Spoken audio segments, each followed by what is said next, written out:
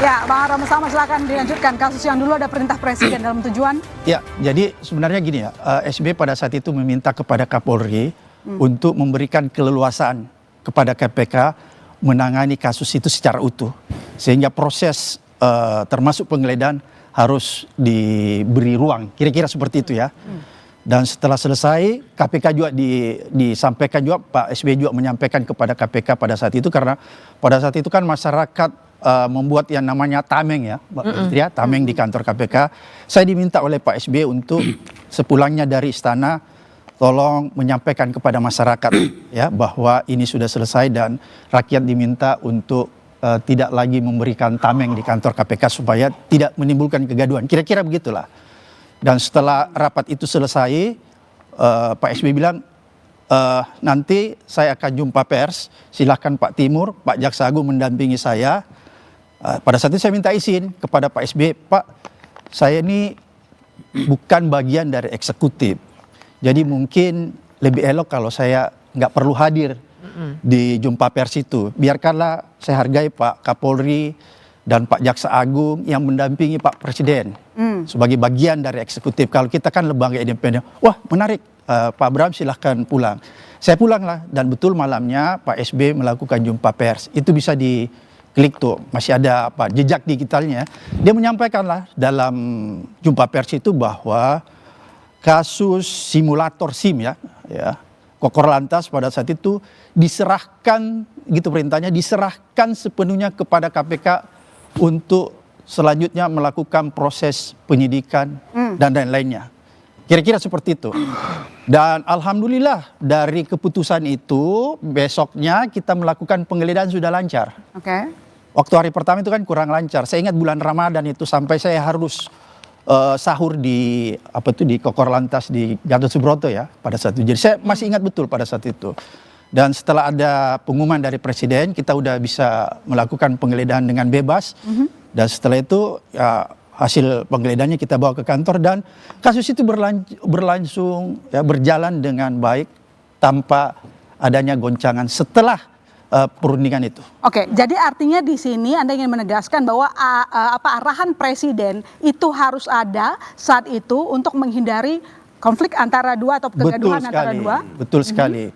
Tapi saya ingin garis bawahi bahwa tidak semua kasus itu kita bisa bandingkan apple to apple karena kalau yang ini apple to apple nggak? Konteksnya berbeda ya. Karena menurut saya mungkin ada hal-hal lain yang dianggap oleh Presiden memang dia harus turun tangan dan lain sebagainya. Saya nggak tahu kalau dalam hal ini kalau misalnya Pak Prabowo juga menganggap ada hal-hal lain yang harus diselesaikan, saya nggak tahu karena saya nggak ada di dalamnya. Tapi pada saat itu saya bisa bercerita secara detail karena saya terlibat di dalamnya sehingga saya tahu betul bahwa itu ada arahan dari Presiden. Jangan-jangan misalnya kasus ini juga mirip-mirip seperti itulah. Nanti saya ke Bang Samad lagi. Sebentar Mbak Fitri, saya coba ke Bang Rey dulu. Bang Rey, jadi dalam kasus ini menurut Abang sendiri, apakah memang diperlukan arahan Presiden untuk menghindari kegaduhan seperti kasus yang lalu diceritakan oleh Bang Samad? Ya saya tidak tahu, tapi jangan-jangan arahannya ya ini, seperti yang sekarang ini. Seperti membingungkan kata Pak Jasman tadi ya. Nggak ada yang membingungkan mestinya dalam proses hukum. Nggak ada yang nggak jelas dalam proses hukum. Jadi kalau ada yang membingungkan, ada yang nggak jelas, ya Presiden yang harus mempertegas jelas itu. Oleh karena itu kalau ditanyakan, kan kita tadi misalnya masih ragu-ragu, ini dilimpahkankah atau nama dioper alih. Nggak jelas kalau di kalimat pertama disebut dilimpahkan oleh polisi ke kejaksaan. Itu bunyi dari konferensi persnya kan. Dan itu pula bunyi yang dikutip oleh hampir semua media massa. Nggak ada bahasa lain kecuali disebut di situ pelimpahan. Dan oleh karena itulah semua orang berpikir kasus ini udah P21. Disitulah muncul pertanyaan, sejak kapan yang namanya ex Jampitsus ini diperiksa oleh polisi, kok tiba-tiba paginya tersangka, siangnya atau sorenya sudah dilimpahkan ke kejaksaan gitu. Jadi setelah mulai ribut itu, mulailah ada koordinasi dengan Presiden. Kan ada koordinasi dengan Presiden. Kesimpulannya, kasus ini diserahkan kepada kejaksaan. Oleh kejaksaan, kita mulai lagi dari nol. Kan kira-kira gitu tuh. Belum, Jampitsus, ex-Jampitsus dikatakan belum ditetapkan sebagai tersangka meskipun kemudian dikoreksi sesudahnya gitu. Nah, apa yang kita bisa baca dari situ? Hanya ada satu kemungkinan. Bahwa dilakukan tanda kutip perdamaian. Siapa memfasilitasi perdamaian itu? Ya pemerintah. Jadi kalau disebut apakah ini perintah siapa? Ya saya kira ini adalah perintah. Perintah siapa? Perintah dari atasan dua institusi ini. Siapa atasan dua institusi ini? Presiden. Presiden menginginkan kasus ini dibawa ke kejaksaan seperti yang ada saat ini gitu. Nah, apakah asumsi kita ini benar? Apakah asumsi kita ini tepat? Itulah tugasnya Bung Sahroni. Bung Sahroni itu ngambang, nggak jelas tadi ngomong mau nyebut apa. Dia bahkan lebih tidak pengamat dari seorang pengamat pun gitu loh. Wong kita pengamat aja mengatakan ini kalau ada dua institusi yang di bawah presiden melakukan tindakan hukum yang mengambang, yang tidak jelas, yang membingungkan setelah bertemu dengan presiden, asumsi pertamanya itulah hasil rapatnya. Tapi apakah asumsi ini benar? Tugas Bung Sahroni untuk menyatakannya. Oke, Bang Sahroni silakan dijawab. Benar ada perintah presiden untuk mendamaikan kedua pihak, termasuk kemarin ada ke Kejagung. Itu isinya. Terima kasih Bang Rey. Masalah diperintah langsung kan saya tidak di dalam istana. Jadi asumsi Bang Rey tadi menyampaikan dari cerita Bang Samad, langkahnya sepertinya benar. Harus ada kepala negara untuk menyelesaikan masalah dua institusi tersebut. Nah, karena dua institusi tersebut sudah diberikan arahan kemungkinan oleh kepala negara, maka kedua belah pihak antara Kapolri, Jaksa Agung bisa saja didudukkan bersama untuk melakukan koordinasi. Seperti kayak Bang Samad sama Pak Timur Pradopo. Dan akhirnya lah ini ke kejaksaan. Tapi yang saya konsen sekarang, mungkin kita semua, dari semua yang nonton ini, bagaimana kita mengawasi sama-sama proses perkara. Kalaupun ada kekurangannya, masalah KUHAP kah atau masalah lain, pasti ada kekurangannya. Tapi sekarang kita konsentrasi, kita awasi proses ini, kita lihat ini bagaimana dia melakukan kerja-kerja secara transparansi. Bung Sahroni. Saya sudah minta. Boleh saya ini sedikit. Bung Sahroni. Boleh. Ya, inilah bagian yang kita lakukan. Yang sekarang mau kita tanyakan itu, mengapa ada proses yang membingungkan? Mengapa ada proses yang tidak jelas? Jadi nggak mungkin kita bicara ke depan karena sebelumnya itu sudah ada persoalan. Jangan kita bicara ke depan dulu. Kita selesaikan dulu nih. Mengapa ada pengalihan, ambil alihan kasus dari kepolisian kepada kejaksaan? Apakah yang bersangkutan sudah pernah diperiksa polisi apa tidak? Apakah barang-barang yang dinyatakan milik saudara tersangka ini benar-benar miliknya atau tidak, asli atau tidak? Karena kita mendengar sekarang misalnya emas itu juga akan diperiksa oleh FBI soal keasliannya. Dan seterusnya gitu. Ini kita selesaikan dulu sebelum kita bicara ke depan. Termasuk salah satunya siapa yang membuat kedua institusi ini tanda kutip berdamai dengan cara yang seperti sekarang ini yang membingungkan. Maksud saya kita semua ngawasin, tapi secara formalnya tentu Komisi 3 lah yang harus menanyakan ini kepada setidak Menkumham, setidaknya Menteri kepada Kapolri, setidaknya Kejaksaan, jika penting juga menanyakan Presiden. Apakah Presiden membiarkan proses hukum yang membingungkan ini terjadi, bukan tegas seperti yang pernah dilakukan oleh Pak SBY. Pak SBY mengatakan, Pak Polisi, ya saya harap Anda tidak ikut serta di dalam proses ini, berikan sepenuhnya kepada KPK untuk melakukan pengawasan. Itu tegas, jelas, nggak ada yang abu-abu dalam situ. Jadi, terima kasih Bang Rey, gini ya. Sepertinya kalau kita berharap kepada ketentuan aturan misalnya, kita nggak bisa apple to apple antara Presiden Prabowo Subianto dengan Pak Susilo Bambang Yudhoyono. Case-nya pun pasti beda. Tapi karena ada situasi yang mungkin saya bukan dalam orang istana, tapi saya sebagai pengawas dari mitra kerja sebagai pimpinan Komisi 3 menyampaikan secara langsung bahwa kedua belah pihak, baik polisi dan kejaksaan, bersama-sama mereka membicarakan ini sebelum proses memberikan pelimpahan. Kan kalau ngomong pelimpahan yang tadi Pak Bang Rey bilang, oh harusnya udah kayak seperti P21. Ini tidak. Dia menyerahkan itu sepenuhnya kepada kejaksaan. biarlah kejaksaan yang meneruskan proses penyidikan lebih lanjut. Yang sekarang kalau ngomong misalnya si kejaksaan dia bingung, pertama masih bilang saksi, tahu-tahu diralat, akhirnya jadi tersangka lagi. Nah, diawali tadi saya sampaikan, ini menarik karena akan jadi tontonan lebih panjang.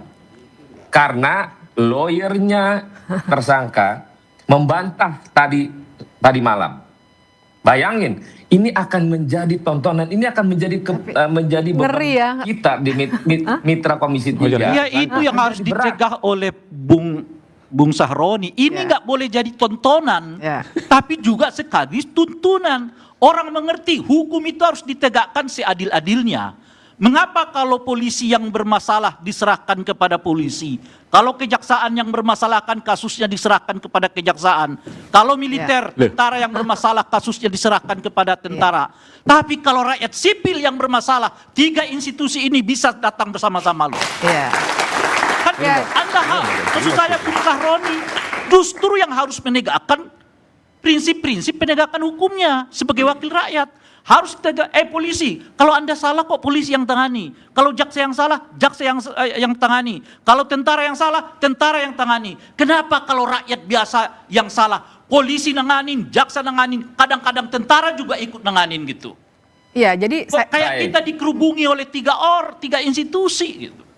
Ya, jadi sebenarnya saya juga hadir di sini justru untuk melawan pandangan itu, Bang Sahroni. Ini tidak boleh jadi tontonan, ini penegakan hukum. Nah, perbedaan terbesar antara Pak SBY dengan Pak Prabowo Subianto hari ini adalah 2 hal. Pertama, waktu itu Pak SBY tetap pegangannya KUHAP dan Undang-Undang Tipikor. Jadi ingat, peran kepala negara dan kepala pemerintahan bagaimanapun dia bisa mendudukan 2 institusi bersama-sama, pegangannya tetap mesti hukum, dan KUHAP itu tidak boleh ditafsirkan. Itu penting sekali dalam penalaran hukum. Dan kemudian yang kedua bedanya adalah Pak SBY menerangkan kepada warga waktu itu, jumpa pers, menerangkan situasinya dan tetap tegak pada KUHAP dan Undang-Undang Tipikor. Nah, hari ini kan nggak ada keterangan apa-apa, tiba-tiba dipindah aja, tiba-tiba cipika-cipiki antara kepala kepolisian dengan jaksa agung. Yang buat rakyat ini yang jadi bertanya-tanya, dan saya setuju dengan Bung Rey bahwa pada akhirnya Komisi 3 lah yang harus bertanya atau mempertanyakan dengan keras sebenarnya, karena pegangannya harus KUHAP. Kalau udah melanggar KUHAP artinya ada yang salah dengan Jadi cara Komisi 3 tidak menjalankan perannya menurut Anda? Buat saya nggak menjalankan, malah mengajak kita untuk menonton sama-sama. Buat saya itu keliru sekali. Oke, coba saya ke Prof. Suparji kalau begitu. Prof, kalau disampaikan tadi oleh Bang Abraham Samad di zamannya Pak SBY ketika dilimpahkan kasus ke KPK, lalu kemudian yang sekarang menurut Anda apakah lazim dilakukan pengalihan di masa penyidikan tapi disebut-sebut melanggar KUHAP? Ini sudah agak liar lagi bolanya. Apa? Karena udah satu visi kayaknya. Saya berbeda lah ya. Pertama, kita perspektif secara sosiologis ya. Ada pengalaman, kasus Asabri itu dari Polri dilimpahkan ke kejaksaan. Real itu, faktual itu. Dan jaksa berhasil membongkar yang luar biasa kan. Dan waktu tidak dipersoalkan. Jadi clear secara historis, secara sosiologis, ada fakta seperti itu. Dan kedua, dulu juga ada dari kejaksaan dilimpahkan pada polisi, kasus Kemayoran. Jadi secara sosiologis ada dasarnya. Terus yang kedua, kaitannya dengan norma KUHAP mana yang kemudian dilanggar. Pasal 58, 59 KUHAP yang baru mengatur koordinasi antara penyidik, penuntut, ya sejak praadjudikasi. Sudah ada proses koordinasi tersebut. Jadi dari secara historis, secara yuridis, ada norma yang mengatur tentang itu. Demikian pula di Undang-Undang KPK, pasal 10A juga mengatur bahwa KPK bisa mengambil alih suatu perkara dengan berbagai persyaratan. Clear di situ. Jadi pengambil alihan juga bisa dilakukan oleh KPK. Dan Kejaksaan Agung ini pada konteks tindak pidana korupsi adalah kedudukannya sebagai penyidik yang kemudian menindaklanjuti penyidikan yang dilakukan oleh polisi. Dalam konteks ini sebetulnya yang terpenting adalah bagaimana memastikan kekhawatiran-kekhawatiran itu tidak terjadi. Karena dalam konteks perspektif KUHAP, perspektif sosiologis, dan perspektif filosofis sebetulnya yang paling mendasar. Yaitu bagaimana mengungkap perkara ini menjadi terang benderang, siapa yang kemudian harus bertanggung jawab, harus dimintai pertanggungjawaban. Bisa begitu, Prof. Ini kan itulah orang yang menyampaikan kemudian bahwa kita bisakah lakukan jeruk saat makan ini. jeruk? Ini kita lakukan saat ini proses bagian dari itu. Maka dengan tim 9 alumni KPK, harapannya itu kan sebagai salah satu jaminan. Supervisi KPK, monitoring DPR adalah sebagai jaminan untuk itu. Dan yang terpenting lagi bahwa mestinya kita dorong saja kalau seandainya sekarang ada penahanan kepada yang bersangkutan. Sehingga tidak muncul berbagai diskriminasi. Kalau persoal pengalihan kemarin itu kan sudah terjadi. Apakah sekarang mau ditarik lagi kepada polisi? Apa dikembalikan atau diserahkan pada KPK? Itu juga jadi persoalan. Menurut saya yang terpenting adalah bagaimana memastikan hukum acara lanjutannya itu segera diperiksa, kemudian kalau syarat dilakukan penahanan terpenuhi, dilakukan proses penahanan tadi itu. Dan kemudian apakah ada kontribusi presiden? Ya tentunya presiden sangat berkontribusi bagaimana proses penegakan hukum itu tidak kontraproduktif dengan proses jalannya pembangunan, yang bagaimana jaksa, bagaimana polisi sebagai alat eksekutif adalah memastikan bagaimana proses hukum itu juga berkontribusi terhadap bagaimana program-program yang dilakukan. Jadi kaitannya dengan penanganan perkara ini, ya menurut saya adalah sudah terjadi faktanya kan, fakta hukumnya sudah terjadi lagi, kecuali mau ada yang pra-peradilan, Bang Bunyamin misalnya, pengalian perkara ini di pra-peradilan kan. Sudah didaftarkan, Prof. Sudah didaftarkan, objek pra-peradilannya apa? Tidak termasuk objek peradilan, apakah upaya paksa? Apakah upaya apa? Karena sekarang limitatif kan objek pra-peradilannya. Tapi untuk menguji supaya memastikan bahwa proses hukumnya berjalan dengan benar, saya kira perlu ada mekanisme supervisi, monitoring gitu kan. Tapi menurut saya bagaimanapun ini kita nggak mau balikan lagi ke polisi atau bukan itu soalnya. Soalnya adalah kita harus mengurai masalah dari awal ini supaya kita tahu ini ke depannya kita punya harapan ini akan tuntas atau tidak. Itu buat saya yang penting. Dan kemudian kalau berbicara filosofis dan sosiologis, perlu juga dibaca situasinya hari ini bahwa ada benturan kepentingan yang luar biasa. Ini adalah seorang mantan Jampitsus dan anak buahnya lah yang akan memeriksa dirinya. Nah ini yang barangkali tidak terjadi. Tidak ada anak buahnya. Tidak ada anak Conflict buahnya. of interest-nya Tim 9 itu bukan tidak ada anak buahnya sama sekali. Ya, meskipun memang mantan KPK. Ya mantan KPK dan makan penyidik PIDUM. Jadi tidak ada yang ada dalam Jampitsus, tidak ada tim 9 itu. Ya, tapi kita juga mesti membaca secara institusional kejaksaan Justru, dan jaksa. Menurut Itu saya, buat saya. justru kenapa ini bisa muncul? Karena orang mempertanyakannya secara sosiologis. Bukan membenarkan ini secara sosiologis. Kenapa gitu? Kita terbiasa kasus perkara yang berhubungan dengan aparat penegak hukum ditangani oleh aparat penegak hukum yang bersangkutan.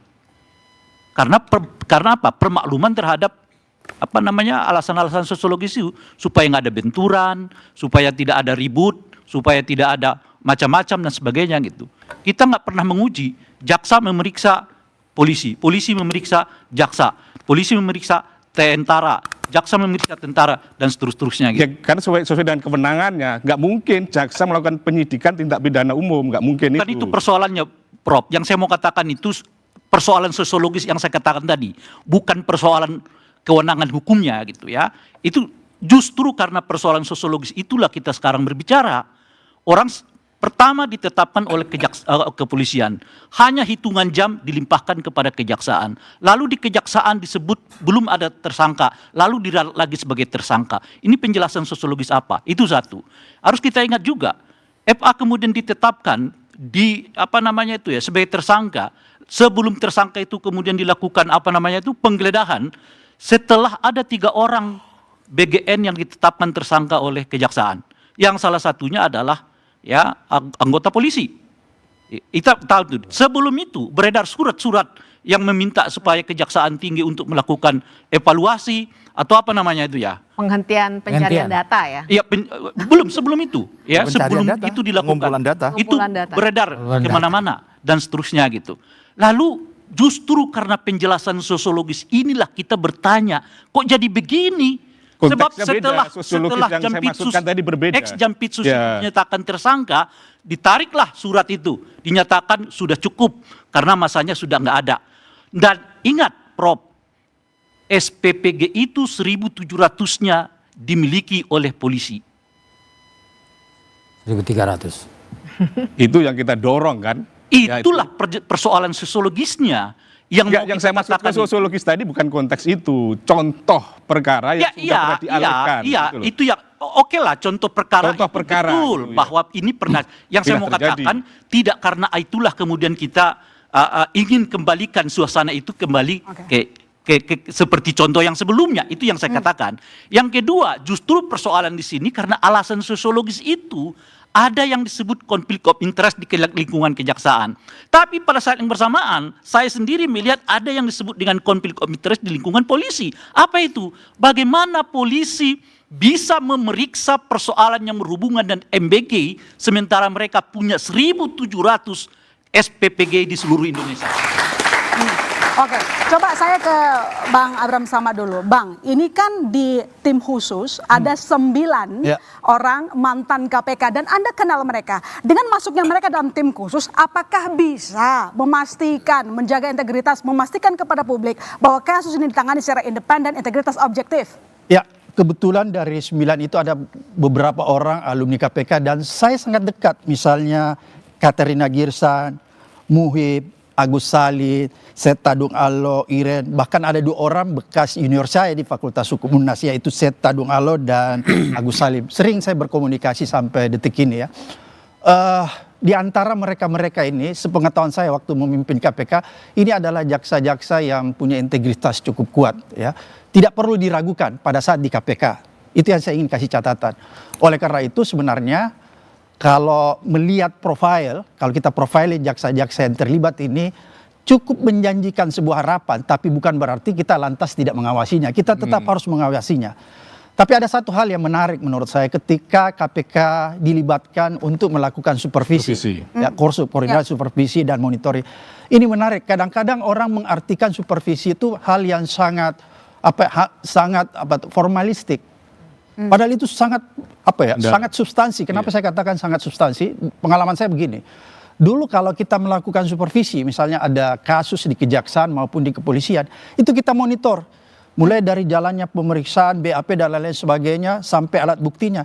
Dan ketika kita melihat bahwa ternyata kasus ini mulai belok arah, ya, tidak lagi di relnya, maka kewenangan KPK itu bisa langsung mengarahkan kembali. Jadi misalnya kalau dia ke kiri, KPK bisa memberi arahan kepada penyidik, Anda harus masuk relay kembali. Oleh karena itu kalau ini masih dijalankan menurut saya kita masih punya harapan karena KPK lebih jauh bisa mengambil alih juga. Bisa mengambil alih kalau misalnya kasus ini tiba-tiba terhenti di jalan ya, tidak lancar dan lain sebagainya. Maka 6 poin maka tim KPK bisa mengambil alih. Tapi yang penting sebenarnya ketika kewenangan supervisi ini dilakukan KPK secara benar, kenapa saya katakan secara benar? Karena saya ini pernah diskusi dengan Mbak Bibit, dengan teman-teman lain dari NGO. Kan KPK sekarang ini agak beda Mbak Bibit ya. Beda sekali. Beda sekali. Oleh karena itu kalau ada orang bilang, jangan kalau lupa saya Bang Abraham, ya? perkara ini dilaporkan KPK loh akhir 2024, tapi no respon. Oke, oleh karena itu kalau ada wacana, oleh karena itu kalau ada wacana yang bilang sebaiknya kasus ini dilimpahkan kepada KPK, saya sendiri sebagai orang KPK dan pernah memimpin KPK, saya agak ragu. Kenapa Anda ragu? Karena Kenapa ragu, Bang? jawaban saya KPK sekarang bukan KPK dulu lagi. Apa bedanya, Bang? Oh banyak, mulai dari kewenangannya, ya eksistensi kelembagaannya. Kalau dulu kan dia independen. Kalau sekarang KPK itu jelas-jelas dalam undang-undangnya di bawah rumpun eksekutif. Walaupun dalam tupoksinya, dalam hal penegakan hukum dia tetap independen.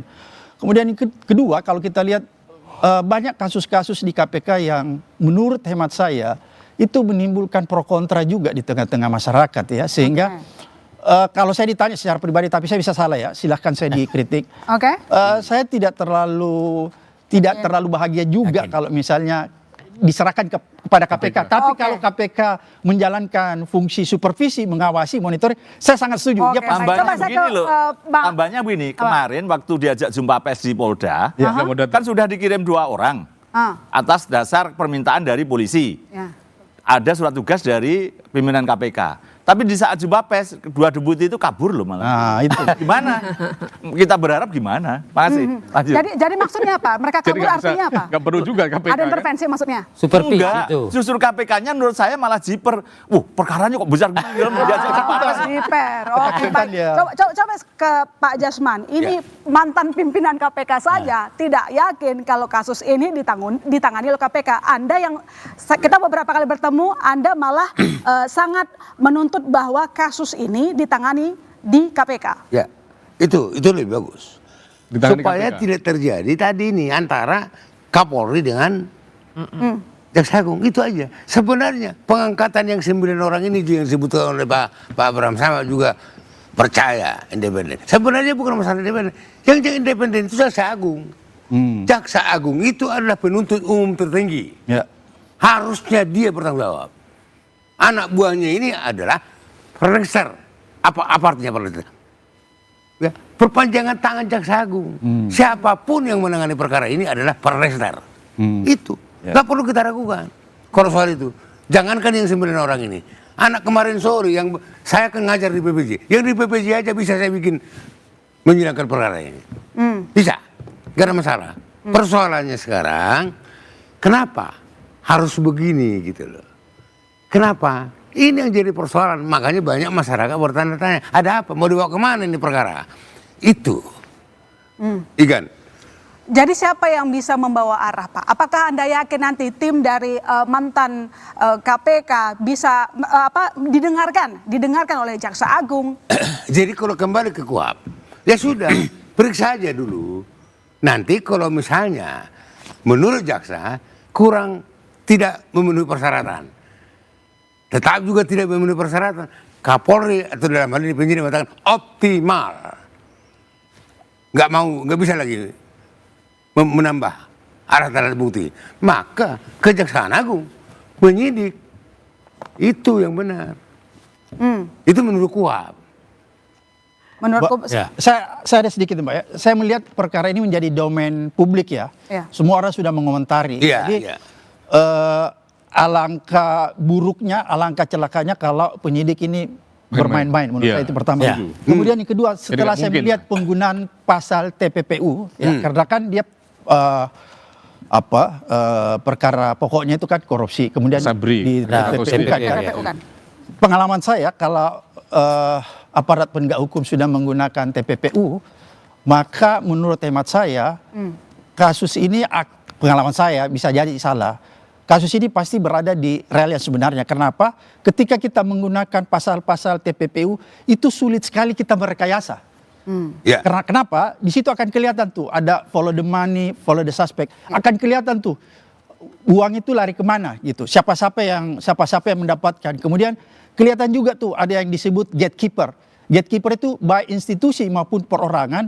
Orang-orang inilah yang menyamarkan hasil uang-uang gelap itu. Itu kelihatan kalau kita menggunakan TPPU. Oleh karena itu menurut saya ada satu hal yang positif menurut saya ketika kasus ini menggunakan TPPU. Karena kenapa? Ketika undang-undang perampasan aset belum disahkan, belum ada di negeri kita, maka satu-satunya cara, satu-satunya jalan untuk melakukan aset recovery harus lewat TPPU. Ya. Tanpa menggunakan TPPU, maka aset recovery itu nggak bisa. Sabar dulu Pak Abraham, sabar dulu. Jangan buru-buru berprasangka baik dulu ke depan. Oke. Kenapa saya katakan begitu? Lah di awalnya aja udah masalahnya seperti ini. Oke. Gimana nggak terang benderangnya semua orang melihat apa yang disebutkan tadi sebagai sesuatu yang membingungkan, sebagai sesuatu yang tidak jelas. Bukan hanya pakar hukum loh. Bahkan saya kira juga kawan-kawan mahasiswa terbengong-bengong melihat persoalan Kalau saya tidak hukum yang bingung, saat ini. saya bisa memberikan penjelasan. tidak bingung. Iya. Oke. Masyarakat umumnya itu. Jadi oleh karena itu jangan kita dulu berprasangka baik. Telanjang sangat apa yang terjadi dalam konteks 1 minggu ini. Oke, Tadi sangat diangkat oleh- telanjang. Nanti Mbak, lanjutkan Bang Mbak. Rey, tetap bersama kami di Bola Liar, saudara.